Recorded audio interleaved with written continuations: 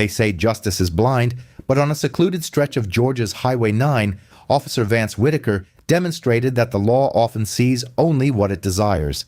He observed the individual piloting a pristine 1968 Mercedes-Benz and perceived solely a suspect, a caricature to be dismantled. He failed to recognize the man's profound history, his influence, or the weighty responsibility of the gavel that had commanded courtrooms for 4 decades. He was unaware that the person he was about to forcibly remove from the vehicle was not merely a driver, but Justice Kendrick Hale, an active associate justice on the state's Supreme Court. By the time Whitaker comprehended his misjudgment, the consequence, much like a judge's decree, was irreversible. This is the account of a traffic stop that precipitated the end of a distinguished career. The late afternoon sun, a heavy, golden orb, cast elongated shadows across the serpentine asphalt of County Route 17, slicing through the surrounding pines. The air, thick with the oppressive humidity characteristic of late August in the deep south, shimmered above the road's surface. Within the meticulously preserved cabin of a cherry-red 1968 Mercedes-Benz 280SL, the atmosphere was refreshingly cool, subtly scented with aged leather and an expensive cologne. Justice Kendrick Hale adjusted his grip on the ivory-hued steering wheel. At 72 years of age, Hale's hands, though etched with the vascular patterns and age spots of time, were remarkably steady. These were hands that had penned significant dissenting opinions, authorized warrants that dismantled organized crime syndicates, and in his formative years had defiantly held picket signs in Selma. Today, however, these hands were simply guiding his cherished automobile home following a philanthropic gala in Atlanta. A gentle hum accompanied the melancholic notes of Coltrane emanating from the stereo. He was attired in a custom-tailored charcoal suit, having shed his tie and unbuttoned the top button of his impeccably crisp white shirt for the drive. To any casual observer, he appeared as an elderly black gentleman enjoying a vintage luxury vehicle. For Justice Hale, it was a moment of rare tranquility, a fleeting escape from the demands of his high-profile existence. He glanced in the rearview mirror. The road behind him was conspicuously empty, save for a distant speck. He checked his speedometer. The needle registered precisely the posted speed limit. Hale was a man who adhered to the letter of the law, not solely due to his profession, but because he understood that individuals from his background could not afford the indulgence of deviating from it. His 50-year tenure within the legal system had encompassed roles as a defense attorney championing the indigent, a prosecutor, and for the past 15 years, an associate justice on the state Supreme Court. He possessed an intimate knowledge of legal statutes, surpassing even his familiarity with his grandchildren's birth dates.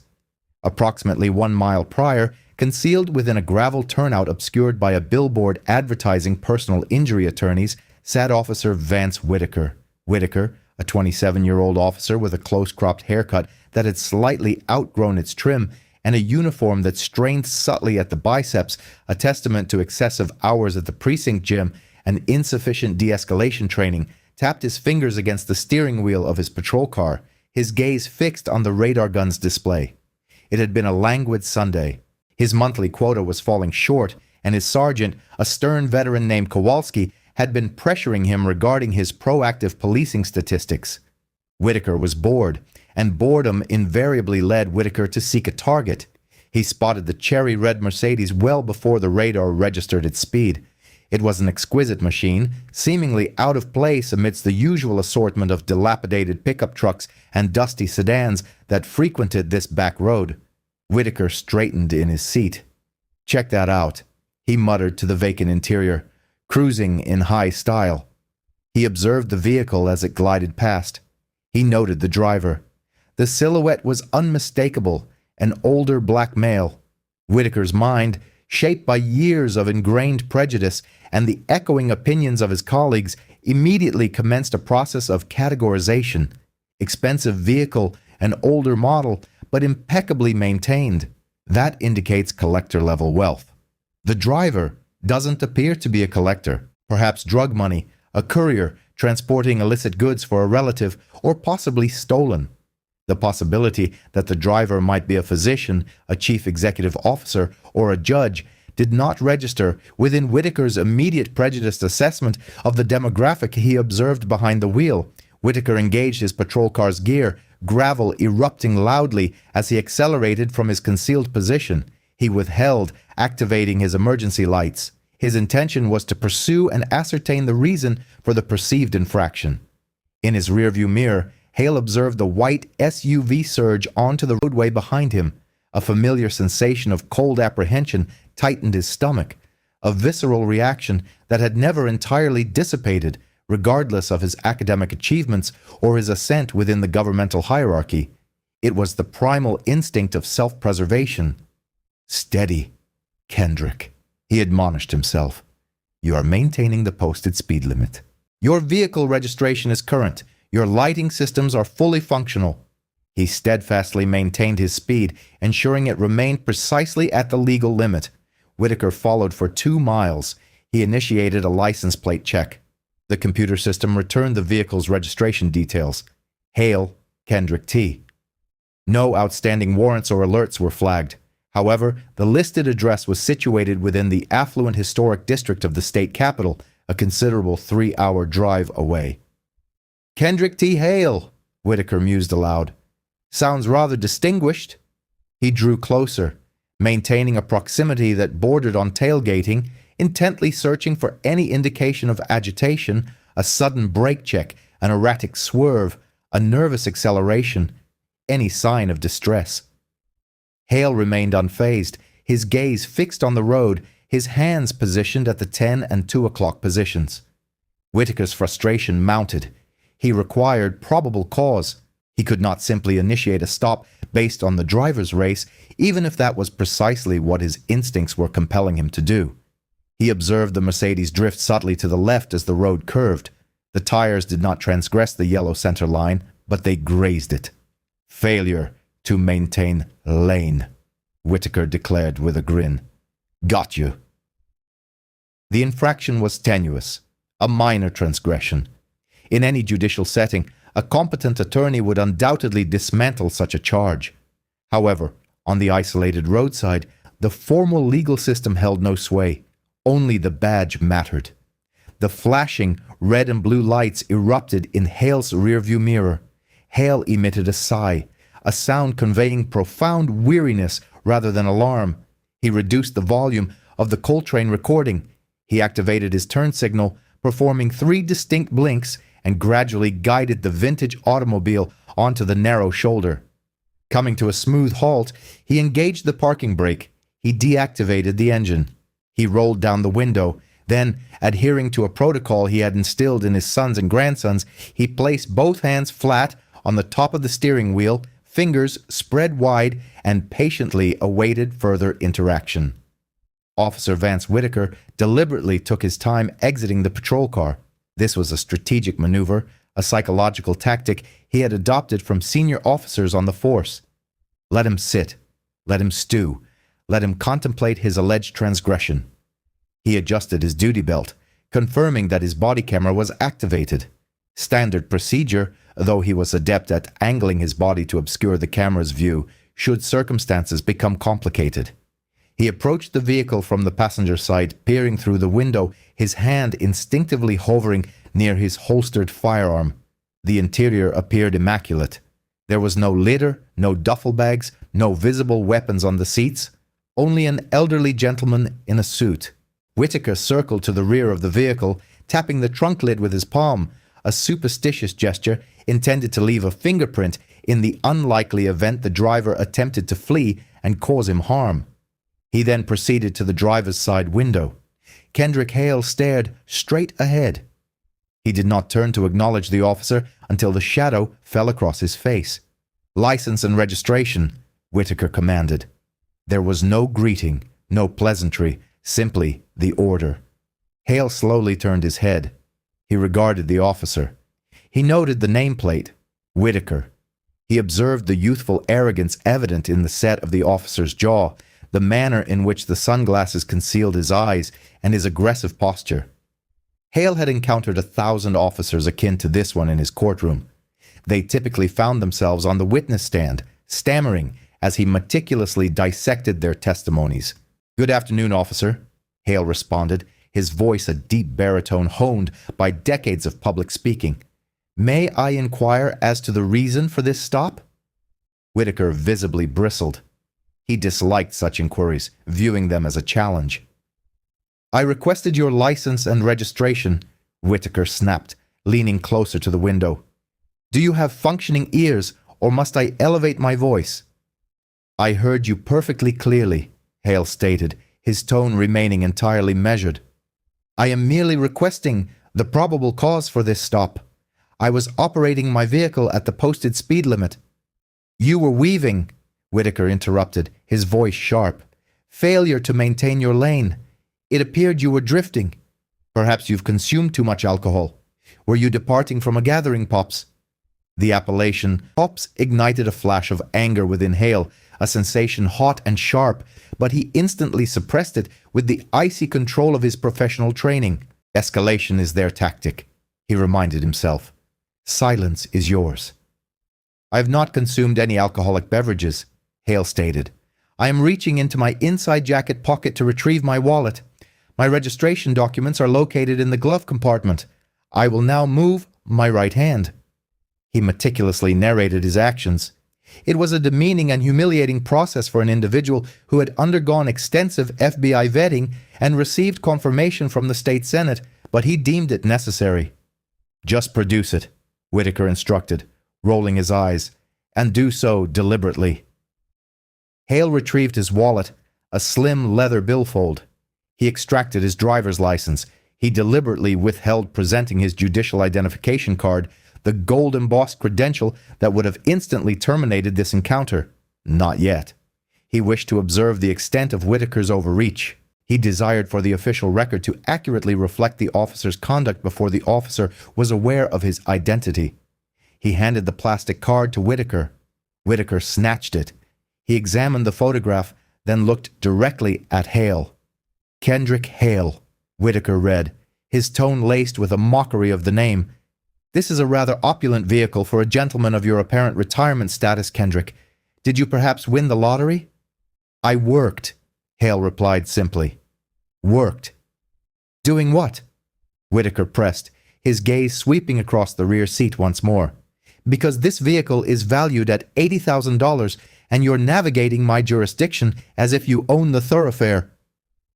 "I am employed by the state," Hale clarified. Whitaker emitted a short, sharp bark of laughter. "A public servant, then? Like a custodian at the courthouse? Or perhaps you worked in sanitation?" The racial bias was no longer subtle. It was starkly apparent on the roadside, crude and undisguised. Whitaker operated under the assumption that for a black man of Hale's generation to afford such a vehicle on a civil servant's salary, his earnings must be derived from illicit activities, or he was perpetuating a falsehood. "I am employed by the state," Hale reiterated. "Uh-huh." Whitaker leaned in, his face mere inches from the window frame. "Here's my assessment, Kendrick. I believe you're a courier. I believe this vehicle is functioning as a mule. I suspect that if I were to bring K9 out here, he would exhibit extreme interest in that trunk." Hale turned his head fully to confront Whitaker. He removed his sunglasses. His eyes, dark and penetrating, held an intensity that had previously caused seasoned prosecutors to falter. "Officer Whitaker," Hale enunciated, his voice descending an octave, adopting the authoritative cadence of the courtroom. "You have detained me based on an alleged lane violation. You have examined my credentials. You possess no reasonable suspicion to extend this detention nor to conduct a search. I am requesting that you either issue a citation or return my property so that I may resume my journey." Whitaker froze. The shift in Hale's demeanor was undeniable. The unassuming elderly gentleman had vanished, replaced by an individual whose voice conveyed education and an air of entitlement. This transformation incensed Whitaker. "Exit the vehicle," Whitaker commanded, stepping back and releasing the retention strap on his holster. "For what purpose?" "Because I said so," Whitaker bellowed. "Step out of the vehicle immediately." "I am legally entitled to know the basis for this stop," Hale stated, maintaining his composure. "And I am informing you that I am unarmed and merely returning to my residence after a day's work." "I said get out of the car!" Whitaker forcefully wrenched the driver's side door open. Before Hale could unbuckle his seatbelt, Whitaker lunged forward. He seized the shoulder of Hale's suit jacket, violently yanking the older man from the vehicle.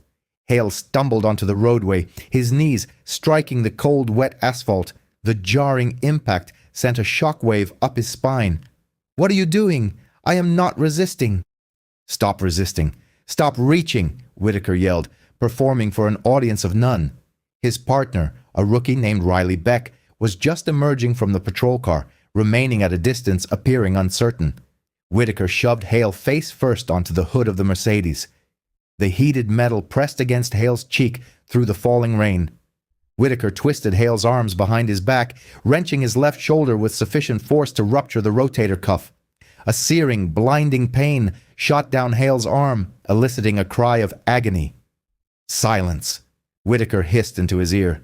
He forcefully drove his elbow into the small of Hale's back, cinching the steel handcuffs tightly around his wrists. They were ratcheted down with such extreme pressure that circulation was instantly impeded.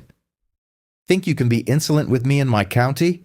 You're just another street punk in an expensive suit. You probably stole the car." "My name is Kendrick Hale." The judge managed to breathe through the pain, his blood mingling with the rain where his face had scraped against the hood. "You are making a grave error." "The only mistake was you opening your mouth," Whitaker sneered. He yanked Hale upward by the handcuff chain, disregarding the elder man's gasp of agony, and marched him towards the rear of the patrol car. Throughout this ordeal, Hale made a deliberate tactical decision. He refrained from mentioning his status as a federal judge. Out here, on the dark, rain-slicked highway, titles offered no protection from violence. Here, Whitaker held the roles of judge, jury, and executioner. Hale understood the necessity of surviving the night to engage in a battle on terrain where he possessed a distinct advantage: the daylight, governed by the precise letter of the law. The rear compartment of a police cruiser is engineered to strip an individual of their dignity. It is a rigid, molded plastic enclosure, devoid of cushioning, contorted in a manner that forces the shoulders forward and the chin downward. For a 72-year-old man with wrists painfully bound behind his lumbar spine, it constituted an instrument of torture. Kendrick Hale maneuvered his legs into the confined space, gritting his teeth as his knees made contact with the partition. The door slammed shut, severing him from the external world. The air conditioning in the front compartment was operating at full blast, yet the rear was a stifling enclosure filled with stagnant heat and the acrid aroma of stale vomit and industrial cleaning agents. Through the wire mesh barrier, Hale observed Officer Vance Whitaker swagger back towards the Mercedes. The young officer, fueled by adrenaline, moved with the jerky, exaggerated motions of a predator that had just subdued prey it deemed formidable. Whitaker leaned against his patrol car and keyed his radio again. "Dispatch, indicate code 4. Suspect is secured. Awaiting tow service." Hale closed his eyes and commenced a controlled breathing exercise. Inhale for a count of 4, hold for a count of 4, exhale for a count of 4. This was a technique he employed before delivering a verdict in a capital case, designed to lower his heart rate and sharpen his cognitive faculties. He was no longer merely a prisoner, he was an observer. He was meticulously cataloging every detail within the formidable architecture of his memory. Time of the initial stop. Duration of detention without legitimate cause. Excessive use of force relative to the level of resistance offered, which was non-existent. Failure to administer Miranda warnings, duly noted.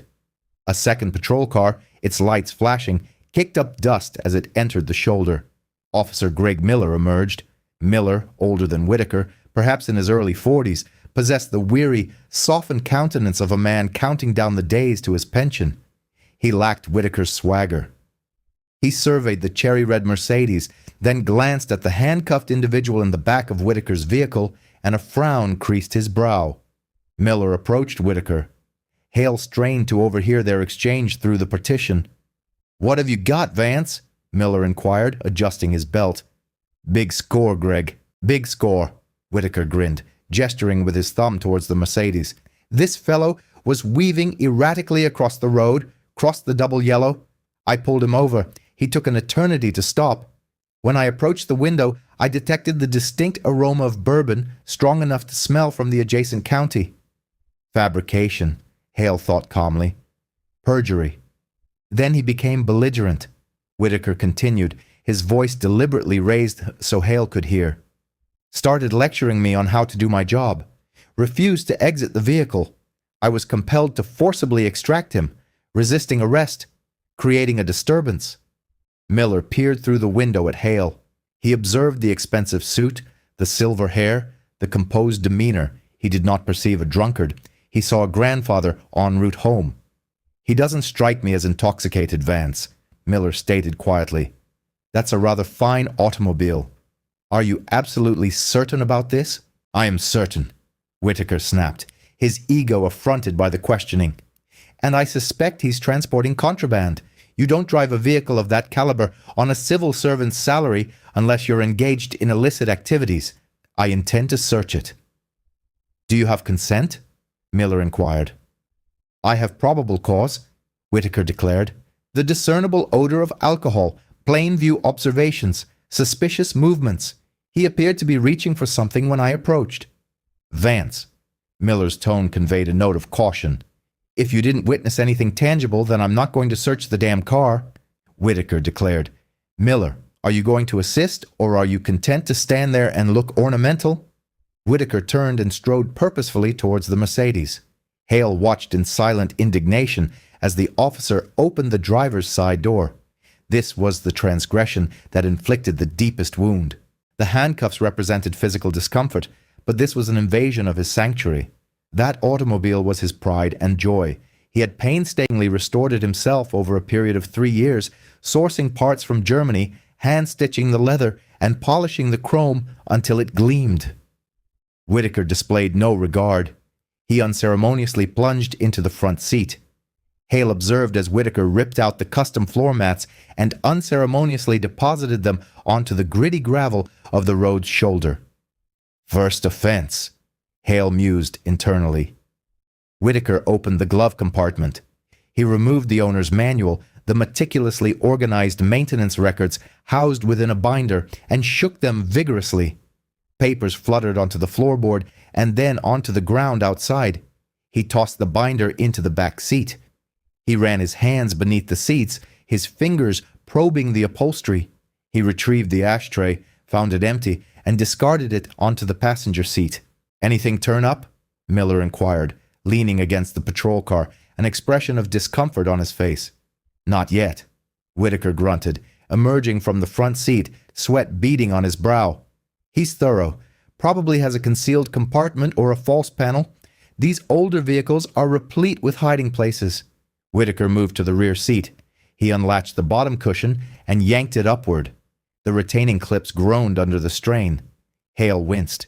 He knew those clips were original components from 1968. They were delicate. Snap. One of the clips fractured. Whitaker swore and tossed the seat cushion onto the asphalt. Be mindful of the upholstery, Vance, Miller cautioned. That appears to be genuine leather. It's evidence, Whitaker spat. If he didn't want his vehicle subjected to a search, he shouldn't have violated the law. Hale remained seated in the back of the patrol car, his wrists throbbing. He no longer focused on Whitaker. Instead, his gaze was fixed on the dashboard of the police vehicle. He observed the computer terminal. It was logged in. Whitaker, in his haste to effect the arrest, had neglected to secure the screen. Hale, of course, could not reach it, but he could discern the reflection of the data on the plexiglass divider. He saw his own name displayed on the screen. Hale, Kendrick T.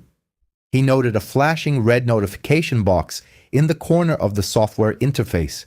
It indicated a sensitive file warning, a standard protocol for judges, elected officials, and high-ranking law enforcement officers. This warning mandated that no detention be initiated without supervisory authorization. Whitaker had disregarded this directive. Or, in his haste and overconfidence, he had failed to even notice it. Whitaker popped the trunk. Bingo! Whitaker exclaimed. Miller, get over here. Tell me this doesn't look highly suspect. Hale closed his eyes. Within the trunk lay his overnight bag, a set of golf clubs, and his garment bag. The garment bag contained the single item in the world that held greater significance for Hale than his automobile. "Open it," Hale whispered to himself. "Go ahead, son.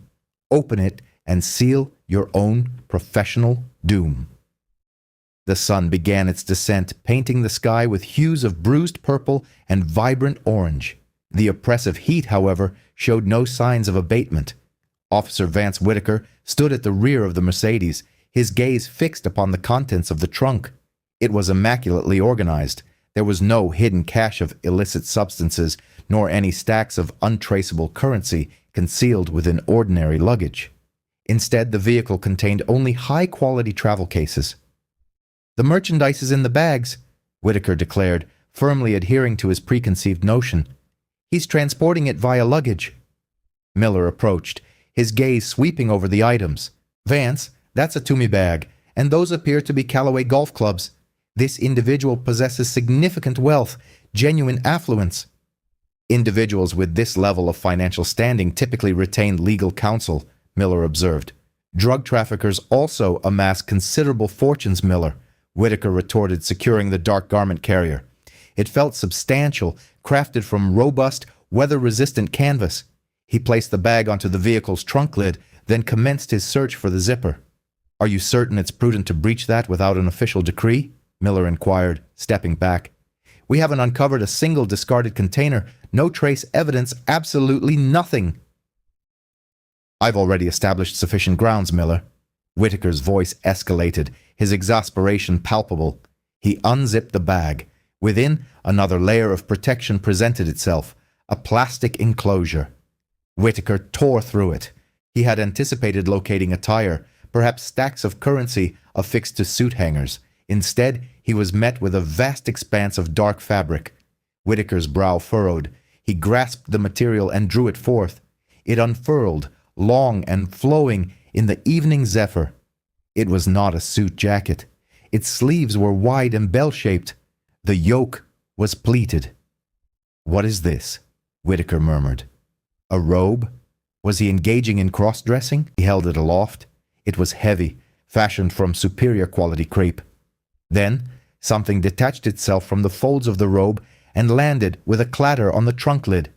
It was a leather portfolio, its surface adorned with gold lettering. Miller extended his hand and retrieved it before Whitaker could reach it. He peered intently at the gilded insignia embossed on the front. "State of Georgia," Miller enunciated. "Supreme Court." The black robe remained suspended from Whitaker's hand, swaying gently. "What?" "Clint." Miller's voice had become parched. "Examine the bag." Whitaker's attention returned to the garment bag. Unbeknownst until this moment, intricately embroidered in gold thread on its front were the words, "Justice Kendrick T. Hale, Supreme Court of Georgia." The profound silence that enveloped County Route 17 was more arresting than any siren's wail. The chirping of the cicadas seemed to cease. The engines of passing vehicles appeared to mute their hum. Whitaker's gaze was fixed upon the inscription. He read it once, then twice. He looked at the robe in his grasp, the unmistakable raiment of a distinguished jurist. His eyes then shifted to the elderly gentleman seated in the rear of his patrol car. "No," Whitaker whispered. "Impossible," Miller hissed, opening the leather portfolio. He flipped it open. Inside lay a substantial gold badge, far more elaborate than the modest emblem pinned to Whitaker's chest. Facing the badge was an identification card bearing the identical photograph Whitaker had disdained on the driver's license. Name, Kendrick T. Hale. Title, Associate Justice. Status, Active. Judicial Immunity Protocol, Class A. Miller looked up, his complexion ashen. "Vance, you have apprehended a justice of the state Supreme Court." "It's counterfeit," Whitaker declared, his voice trembling. He let the robe fall back onto the trunk as if it had inflicted a burn. "It's a prop. He's an actor. Or he pilfered it." "Nobody appropriates a judge's ceremonial attire and insignia only to drive at 55 miles per hour, Vance," Miller exclaimed, his patience evaporating. "You stopped a justice of the Supreme Court. You forcibly removed him from his vehicle. You placed him in restraints. You dismantled his automobile." Whitaker felt a chilling sensation as the blood drained from his head. His knees felt unsteady. He glanced back at the patrol car. Through the rear window, he could discern Hale's silhouette. The man was not resisting. He was not vocalizing his objections. He was merely observing. He offered no statement, Whitaker stammered. He did not disclose his identity. "Did you permit him to speak?" Miller inquired. Whitaker reflected. Silence. "I will grant permission to speak when I deem it appropriate. Exit the vehicle." "Good heavens," Miller uttered. "We must rectify this situation," Miller insisted, pacing. "We absolutely must. I'm uncertain how. De-arrest him." "I've requested a tow," Whitaker stated, a sense of panic setting in. "The tow truck is 5 minutes away. I've also dispatched K9. "Cancel them," Miller commanded. "Cancel all requests." Whitaker fumbled for his radio, his fingers struggling to locate the correct button. "Dispatch, 2 Baker 12. Cancel the tow request. Cancel the K9 unit." "Acknowledged. 2 Baker 12. The dispatcher's voice crackled, conveying an indifferent tone. "Reason for cancellation?" Whitaker was rendered speechless. What reason could possibly suffice? "Suspect is, in fact, one of the most influential figures within the state's legal framework." "Simply indicates suspect released," Whitaker managed to choke out. He looked to Miller. "What course of action should I pursue?" "You will go and escort him from that vehicle," Miller instructed, withdrawing from Whitaker as if proximity might be contagious. "And you will offer fervent supplication to whatever deity you acknowledge that he is inclined to forgiveness, because, Vance, you have not merely encountered misfortune, you have been utterly submerged by it." Whitaker commenced his walk toward his patrol car. It felt like an eternity. The crunch of gravel beneath his boots sounded like the fracturing of bone. He reached the rear door. He paused. He inhaled, attempting to recapture some semblance of the authority he had possessed a mere 10 minutes prior, but it had vanished. He was simply a 27-year-old screw-up confronting a titan. He opened the door. The intense heat struck him first, emanating from the back seat, followed by the pungent odor of inexpensive plastic. And there, seated with the regal bearing of a monarch upon a throne, was Justice Kendrick Hale. Hale slowly turned his head. His eyes met Whitaker's. He offered no smile, nor did he frown. His countenance was a tableau of absolute, terrifying judicial impartiality. "Have you concluded your examination of my automobile, officer?" Hale inquired. His voice was tranquil, yet it carried the gravity of a descending guillotine. "Aye, sir. There has been a misunderstanding," Whitaker stammered. "A misunderstanding?" Hale repeated. "Is that the designation we are applying?" "I was unaware of your identity," Whitaker stated, his voice imbued with a pleading tone. "You did not present your credentials." "I attempted to do so," Hale countered. "You propelled me against my vehicle.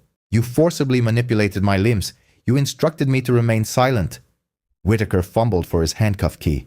His hands were quivering so uncontrollably that he missed the keyhole on 2 occasions. "I shall remove these now," Whitaker declared, "and you may depart. We shall simply refer to this as a cautionary measure." Hale waited until the cuffs clicked open. He rubbed his wrists, where crimson welts were already beginning to manifest. He did not disembark immediately. He raised his gaze to Whitaker. "A warning?" Hale queried, raising an eyebrow. "Officer Whitaker, I have presided over this court for 15 years. I have adjudicated 20,000 cases. I have consigned individuals to life imprisonment. I have reversed gubernatorial decisions." Hale stepped out of the vehicle. He stood to his full stature, towering over the diminishing officer. "You do not issue warnings to me," Hale stated, his voice lowering to a whisper audible to Miller from 10 feet away. "I embody the warning." Hale brushed a speck of dust from his suit jacket. He proceeded past Whitaker, utterly disregarding him, and approached the trunk of his automobile. He observed the ceremonial robe lying in disarray. He noted the fractured seat cushion on the ground.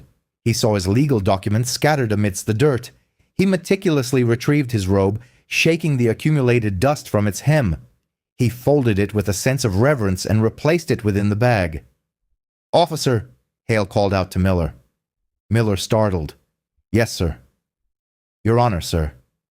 I require the name of your shift supervisor and the identity of the police chief. And, Hale gestured with a long finger towards the dash camera mounted in Whitaker's vehicle, I insist that this footage be preserved. Should even a single frame of this video be expunged, I will orchestrate a raid upon this department by the Georgia Bureau of Investigation prior to sunrise. Do you comprehend my directive? Yes, sir. Absolutely, sir. I shall personally document it, Miller stammered. Hale turned his attention back to Whitaker. Whitaker stood beside the partially open door of his patrol car, his appearance akin to that of a phantom. You possess the right to remain silent, Hale declared to Whitaker. I would strongly advise you to exercise it. At that very moment, a black SUV with darkened windows rapidly rounded the bend, closely followed by 2 additional police cruisers. The sheriff had arrived, and he was not alone. The quietude on County Route 17 was violently disrupted by the heavy thud of a car door closing. Sheriff Marcus Langford, a man whose reputation for sternness regarding criminal matters was rivaled only by his political acumen, strode purposefully towards the assembly of vehicles.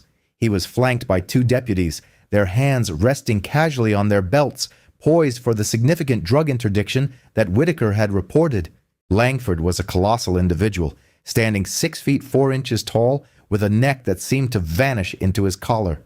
He adjusted his Stetson and narrowed his eyes, surveying the scene. He observed the cherry-red Mercedes with its trunk ajar. He noticed the contents of the glove compartment strewn across the earth. He saw Officer Whitaker appearing like a child who had broken a priceless vase, and Officer Miller who was conspicuously distancing himself from his colleague. And then his gaze fell upon the man standing by the trunk.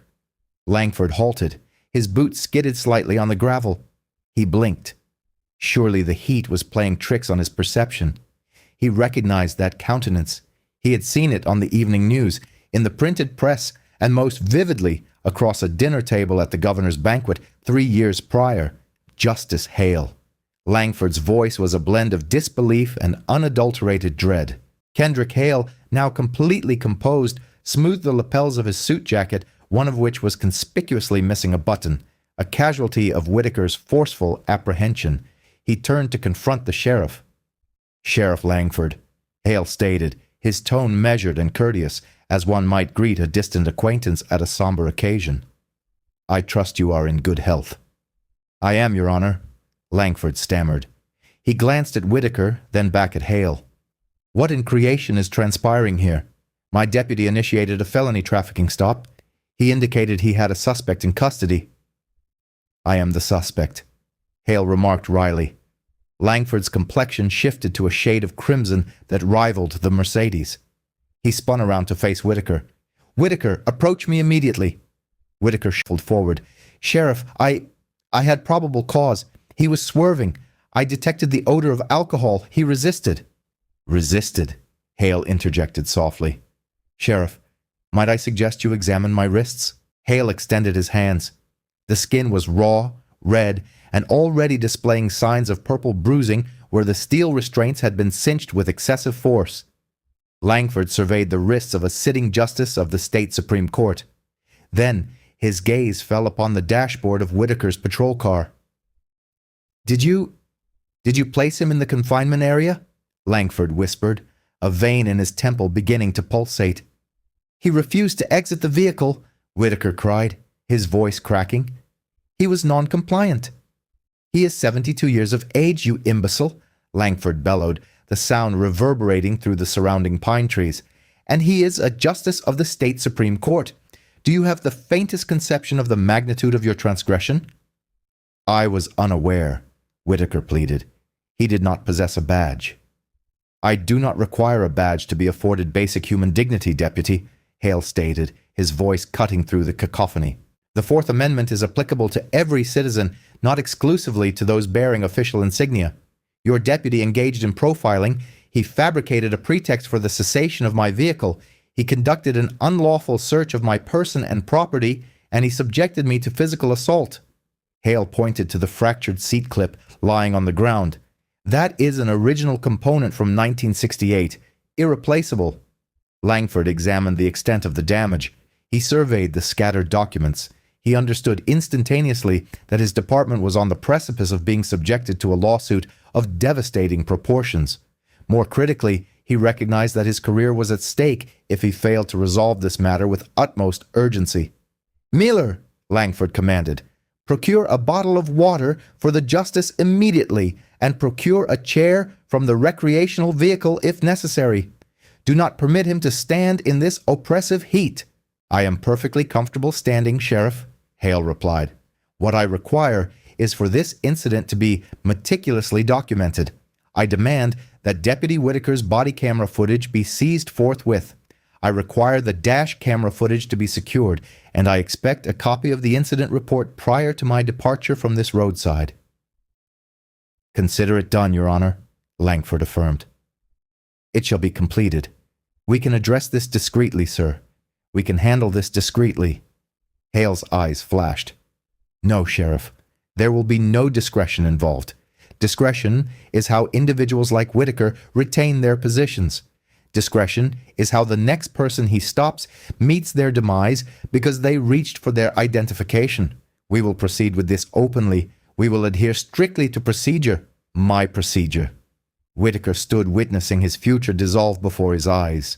He grasped at that juncture that the authority he believed he wielded, the badge, the firearm, the flashing lights, was utterly insignificant compared to the power of the individual he had attempted to humiliate.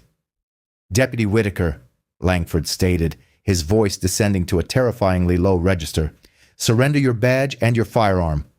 "Sheriff," Whitaker gasped. "Hand them over," Langford commanded. "You are hereby relieved of duty pending a comprehensive internal investigation." "Miller, escort Whitaker to the rear of your vehicle. He will not operate a county-issued automobile." "Are you arresting me?" Whitaker inquired, tears of rage and apprehension welling in his eyes. "I am preventing you from being strangled by my own hand," Langford hissed. "Enter the vehicle." As Whitaker was led away, not in handcuffs but in disgrace, Hale observed his departure.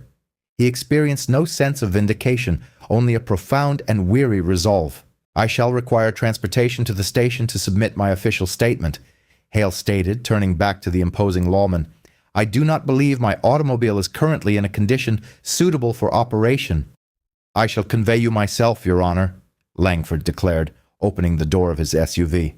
"And my personal security detail will arrange for the towing of your Mercedes to the premier restoration facility in Atlanta at the department's expense." "See that you do," Hale instructed. He ascended into the sheriff's SUV. "And Sheriff, contact the district attorney. Inform him of my imminent arrival. We have considerable matters to discuss." News disseminates with remarkable rapidity in a small community, but it travels at the speed of light when a justice of the Supreme Court is involved. By the time Sheriff Langford's SUV arrived at the station, the district attorney, Ronan Vale, was already awaiting on the steps, his countenance suggesting he had completed a marathon in a tailored three-piece suit. Hale spent 4 hours within the confines of the sheriff's office. He did not raise his voice. He did not demand preferential treatment. He simply dictated the factual account of the encounter to a visibly apprehensive stenographer. Every detail was meticulously precise. The velocity of his travel, the officer's failure to signal a lane change, the specific terminology employed, the inflection of tone, the physical force utilized. Concurrently, in the holding area, although not incarcerated, Vance Whitaker sat upon a metallic bench, his head buried in his hands. His union representative, a weary gentleman named Elias Crow, occupied a seat opposite him. "It's dire, Vance," Crow stated, scrolling through his mobile device. "It is truly dire." "I had no knowledge," Whitaker repeatedly murmured. "How was I to ascertain?" "That, my young friend, is precisely the issue," Crow sighed. "You were not authorized to treat anyone in such a manner. Had it been a plumber, perhaps we could have salvaged the situation. Officer safety, correct? But a judge, a black justice of the Supreme Court, you have achieved the trifecta of career termination." "Can we contest this?" Whitaker inquired. Qualified immunity, Crow scoffed, emitting a sound that was more of a snort than a laugh. Immunity provides protection when one commits an error in the execution of their duties. It does not offer recourse when you fabricate probable cause and assault a high-ranking government official. The district attorney is already contemplating formal charges. Charges? Whitaker looked up, his face pale. Criminal charges, assault, false imprisonment, violation of civil rights. The federal authorities may even become involved. Vance, you engaged in profiling. 3 days later, the body camera footage was publicly released. Hale had insisted upon this action. He voluntarily relinquished his right to privacy concerning the stop. He desired for the global community to bear witness. The video achieved viral status within an hour. The internet collectively christened Whitaker Officer Ego. Millions observed as Whitaker exhibited disdain towards the composed elderly gentleman. They watched as he derided the automobile. They observed him forcibly extract Hale. They heard the command to shut up. And then, the climax, the moment Miller discovered the ceremonial robe. The expression on Whitaker's face instantly transformed into an internet meme, a potent symbol of immediate retribution. However, for Whitaker, it was not a fleeting meme. It represented the catastrophic implosion of his life. He was suspended without remuneration. His fiancée terminated their relationship 2 days after the video's broadcast, unable to endure the barrage of death threats and the media contingent camped outside their residence. His colleagues within the force, those who had previously chuckled at his aggressive approach, ceased responding to his text messages. They wished to avoid any association with the radioactive fallout. Subsequently, the disciplinary hearing commenced. It was not yet a formal court trial. It was the department's internal affairs tribunal. Whitaker sat clad in his ceremonial uniform, which now felt like a theatrical costume. Seated across the table were the chief of police, the captain of internal affairs, and a civilian oversight representative. And there, via a live video feed displayed on a large screen, sat Hale. He did not appear angered. He appeared disappointed. He bore the expression of a grandparent observing a grandchild falter on a test they ought to have easily passed. Officer Whitaker, the chief began, you are formally charged with 14 violations of departmental policy encompassing conduct unbecoming, excessive use of force, and bias-based policing. How do you plead? I was performing my duties, Whitaker stated, his voice trembling but resolute. I suspected he was involved in trafficking. The vehicle, the profile, it aligned. The profile, Hale's voice boomed from the speakers, silencing the room. Kindly elucidate, Mr. Whitaker. What specific profile corresponds to a 72-year-old gentleman adhering to the posted speed limit? Is it the profile of a criminal, or is it the profile of a black man operating a luxury automobile? Whitaker offered no response. He lowered his gaze to the table. You perceived what you desired to perceive, Hale continued. And as a consequence of that perception, you have betrayed your sworn oath. You are unfit to wear a badge. You constitute a danger to the public, and I shall ensure you never again carry a firearm under the color of law. The tribunal's deliberations were brief. Termination of employment effective immediately. A recommendation to the state post board for the revocation of his peace officer certification. Whitaker exited the station as a civilian. He was compelled to surrender his identification card at the front desk. The receptionist, a woman he had known for 5 years, would not even meet his gaze. He proceeded to his personal truck in the parking lot. Someone had callously etched the word justice into the side door with a sharp object. He sat in the driver's seat and wept, but his karmic reckoning was not yet complete. The civil lawsuit was initiated the following morning. The civil action, captioned Hale versus Whitaker et al., struck the headlines with the force of a sledgehammer. It transcended being a mere local story. It became national news. The image of the immaculate 1968 Mercedes-Benz, its contents strewn across the Georgia clay, transformed into a potent symbol of police overreach. Kendrick Hale had no financial need for the damages sought. He had prudently invested over a period of 50 years. However, he understood that to impart a critical lesson to a system that frequently demonstrated an unwillingness to learn, he had to speak the language it most profoundly feared: liability. He retained Benjamin Crump, the renowned civil rights attorney celebrated for representing families in the most high-profile cases of police misconduct across America. The inclusion of Crump's name on the legal docket sent a palpable tremor through the county commission. It signaled that this was not destined to be a discreet settlement. It was to be a full-scale conflict. The discovery phase proved arduous for Vance Whitaker. Stripped of his badge and his union representation, which had disassociated themselves once the body camera footage achieved widespread dissemination, Whitaker was compelled to engage the services of a strip mall attorney specializing in driving under the influence cases, not federal civil rights defenses.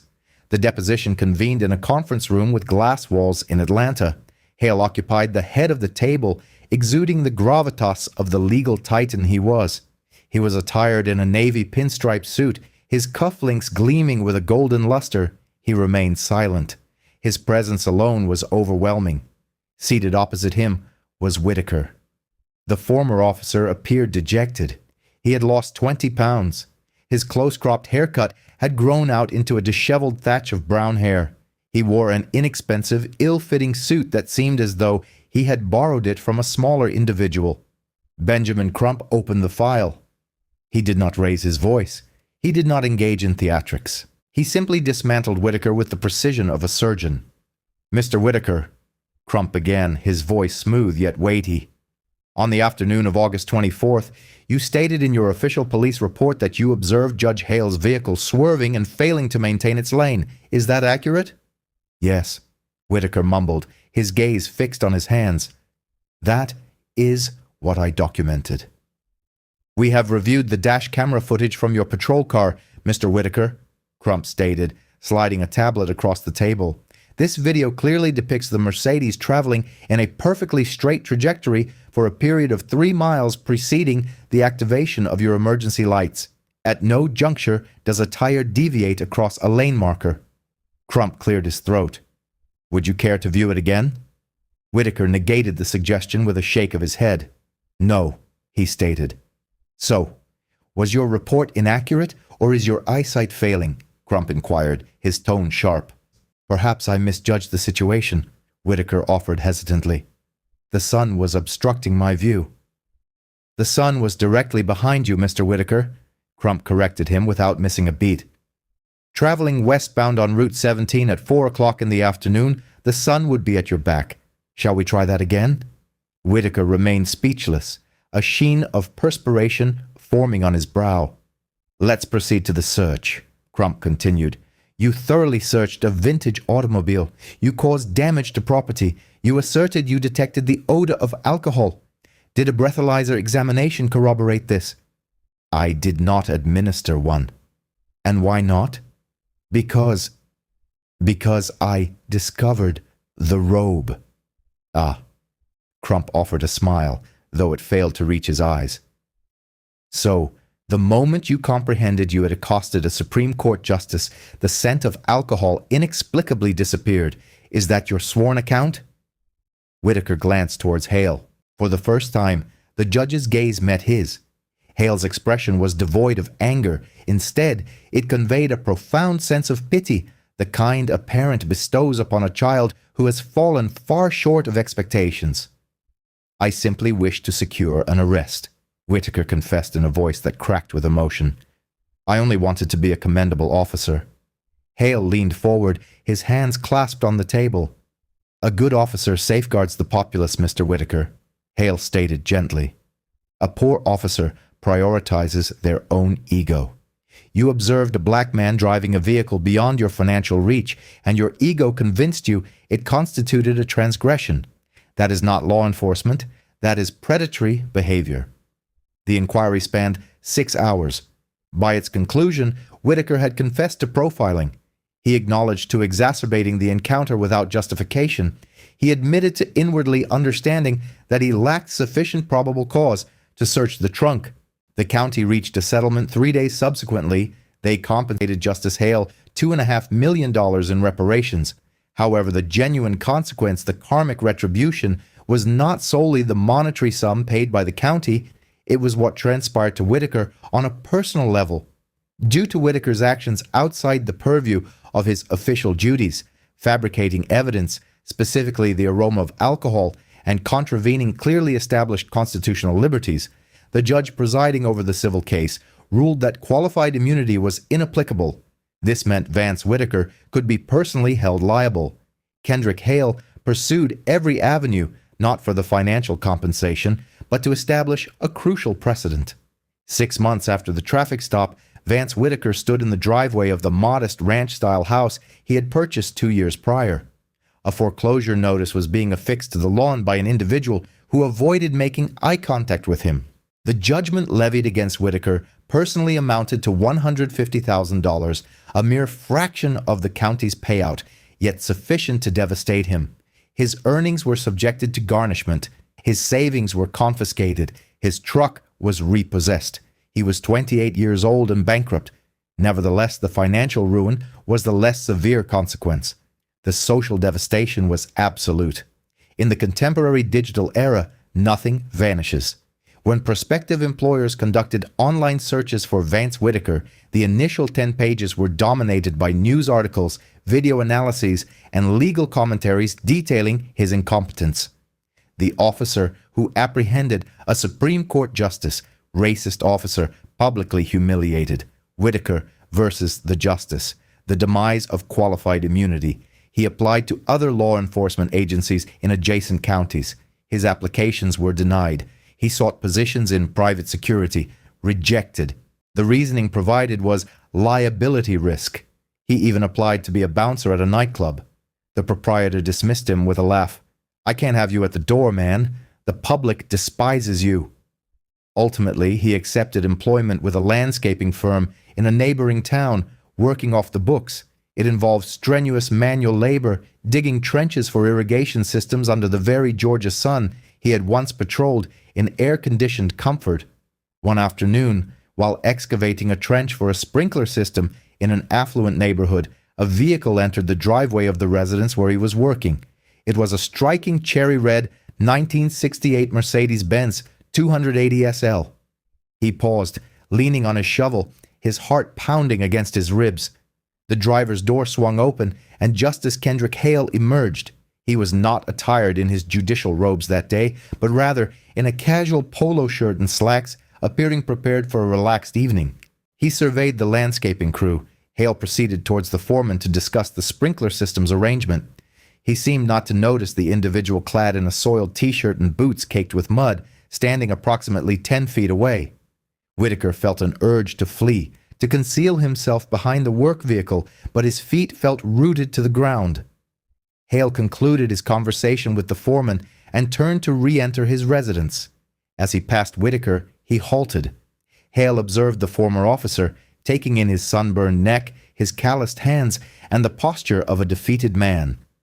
There was no gloating in his demeanor. "Hard work, isn't it?" Hale inquired. Whitaker swallowed the knot of shame that had formed in his throat. "Yes, sir." "Honest work, though," Hale affirmed. "Better than what you were engaged in previously." Whitaker looked up, a flicker of surprise on his face. "You have a significant period ahead of you, Mr. Whitaker," Hale stated, his voice carrying its familiar gravitas. "You can expend it harboring resentment towards me for holding you accountable, or you can dedicate it to understanding why that accountability was essential. The choice is yours. But bear this in mind. The law serves as a shield, not a weapon. You attempted to wield it as a weapon, and you inflicted harm upon yourself." Hale reached into his pocket. Whitaker flinched, an involuntary reaction stemming from his past profession. Hale produced a bottle of chilled water from a cooler situated on his porch and presented it to Whitaker. "Stay hydrated," Hale advised. He then turned and entered his elegant home, the door closing with a definitive click. Whitaker remained standing, clutching the cool bottle. He gazed at the Mercedes parked in the driveway. It was immaculate, its paint flawless, its interior meticulously restored, a symbol of dignity and history. Vance Whitaker twisted the cap off the water bottle and took a drink. It was the most refreshing water he had ever tasted. and for the first time in 6 months, he did not feel like a victim. He felt like an individual who had been granted a second opportunity, not to be a police officer, but to be a human being. Hale observed him from the window, taking a sip of his tea. "Justice," Hale whispered into the quiet room, "is served." That afternoon on Highway 9 was not merely a traffic infraction, it was a collision of two distinct realities. One world was founded upon presumption, prejudice, and the unfettered authority of the badge. The other was constructed from decades of struggle, profound intellect, and the unwavering dignity of the law. Vance Whitaker believed he was apprehending a perpetrator. Instead, he confronted a mirror reflecting his own biases, a confrontation that ultimately shattered him.